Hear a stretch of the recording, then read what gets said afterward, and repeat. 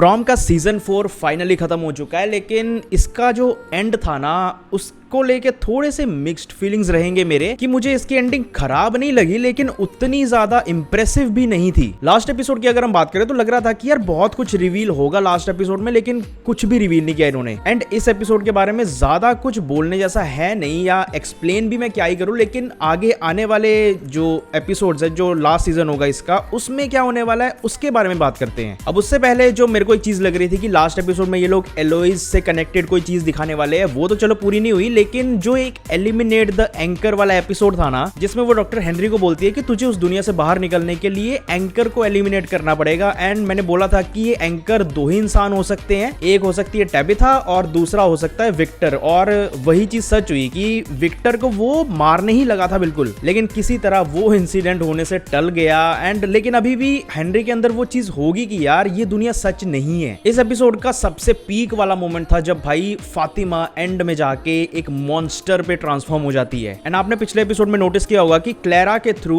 Sophia ने अपना blood Fatima को पिलाया था, तो शायद द मैन इन येलो का थोड़ा सा हिस्सा अभी फातिमा के अंदर भी प्रेजेंट है। और ऐसा भी हो सकता है कि भले ही वो मॉन्स्टर बन गई हो, लेकिन वो अभी भी उस चीज को कंट्रोल कर सकती है खुद। लेकिन इस चीज के चांसेस बहुत ज्यादा कम है, क्योंकि यार सोफिया ने अगर उसको ब्लड दिया है तो वो किसी रीजन की वजह से ही दिया होगा। वो तो ऐसा नहीं होने देगी कि यार सारा कुछ कंट्रोल फातिमा ही ले ले। तो अगर हमें ऐसा लग रहा है कि फातिमा आगे जाके बहुत ज्यादा पावरफुल हो के उन सबकी हेल्प करने वाली है, जो भी टाउन वाले बंदे हैं, तो ऐसा होने के चांसेस काफी ज्यादा कम है। एक और बहुत ही यूनिक थ्योरी आ रही है, मैंने अपने पिछले वीडियो में भी बताया था कि शायद फातिमा ही आगे जाके किमोनो वुमन बनेगी। वो अब कैसे बनेगी वो चीज थोड़ा सा सोचने वाली है, जिसमें बहुत सारे लोग ऐसा बोल रहे हैं कि ये जो साइकिल वाला सारा लूप चल रहा है, इस लूप के दौरान जो अगला साइकिल आने वाला है ना, उस साइकिल की जो किमोनो वुमन है वो इस साइकिल की फातिमा होगी। इस चीज को मैं आपको थोड़ा इजी वर्ड्स में समझाता हूं कि जो किमोनो वुमन हमें दिखाई गई थी वो इस साइकिल की है ही नहीं, वो एक्चुअल में फातिमा ही थी, जिसे ये ध्यान था कि मुझे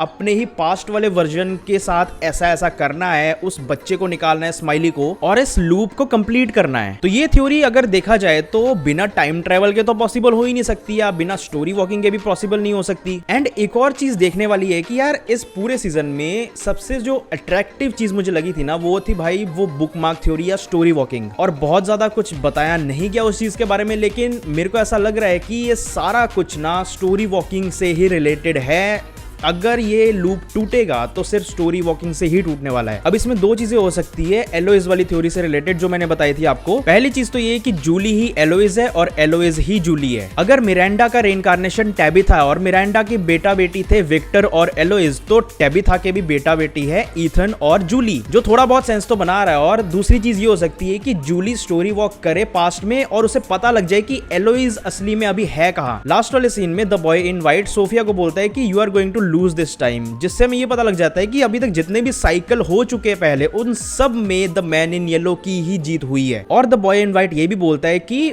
टाउन वाले लोगों को वो स्केलेटन्स मिल चुके हैं, तो अभी तेरे लिए प्रॉब्लम होने वाली है। तो ऐसा हो सकता है कि जितने भी स्केलेटन्स है, इन स्केलेटन्स का डायरेक्ट रिलेशन होगा द लेक ऑफ टीयर्स से। आपको याद होगा कि सीजन 1 के पहले ही एपिसोड में जब जूली और ईथन खेल रहे थे कुछ गेम, तो ईथन का एक कैरेक्टर मर जाता है या ऐसा कुछ होता है, तो ईथन एक चीज बोलता है कि इसको हम वापस जिंदा कर सकते हैं लेक ऑफ टीयर्स की हेल्प से। तो ये लेक ऑफ टीयर्स बहुत देर से मेंशन किया जा रहा है और लग रहा है कि इसका बहुत बड़ा रोल होने वाला है लास्ट सीजन के अंदर। बॉयड और बाकी लोगों को यही लग रहा था कि जो हम करने वाले हैं इससे थोड़ा बहुत तो कुछ ठीक होगा, लेकिन उन्होंने चीजें और ज्यादा बिगाड़ दी। गुफा के अंदर कुछ होने लगा, गुफा से चिंगारी निकलने लगी, बिजली चमकने लगी, आसमान बिल्कुल अजीब सा हो गया। लेकिन वहां पे एक चीज देखने वाली थी कि उस दौरान एक अर्थक्वेक भी आया, जिसके वजह से टैबिथा और जेड के लिए एक नया रास्ता खुल गया। तो यार इस टाउन के अंदर कोई तो ऐसी एंटिटी है जो बहुत ज्यादा पॉजिटिव है और हमेशा इन सबकी हेल्प करना चाहती है। लाइक आपने पहले सीजन में देखा होगा कि जब बॉयड उस जंगल में फंस जाता है और वो एक छोटे से गुफा के अंदर जाता है और बाहर से जो मॉन्स्टर आते हैं वो रुक जाते हैं, तो वहां पे वो डिस्कवर करता है टैलिस्मैन को। तो कोई तो पावर या एंटिटी इस टाउन के अंदर मौजूद है जो हमेशा से इनकी हेल्प करता आ रहा है। और मैंने पिछले वीडियो में ये बताया था कि सोफिया ने क्लियरली ये बात बोली थी कि ये सारा कुछ रिचुअल पे बेस्ड है और आप क्या करने जा रहे हो उससे ज्यादा इंपॉर्टेंट है कि आप किस तरह करने जा रहे हो। एंड जो स्केलेटन्स जेड और टैबिथा लेके आए हैं वो सिर्फ 7 बच्चों के ही स्केलेटन्स है, लेकिन अब जब हम टैलिस्मैन को देखते हैं तो वहां पे 8 बच्चों का सैक्रिफाइस दिखता है में, जिसका मतलब ये है कि उस टाइम रिचुअल को पूरी तरह करेक्ट वे में पूरा नहीं किया गया था या अभी नहीं किया जा रहा। एल्जिन और मैरियल को मार दिया गया और वहां पे सोफिया एक चीज बोलती है कि we are getting close to the and.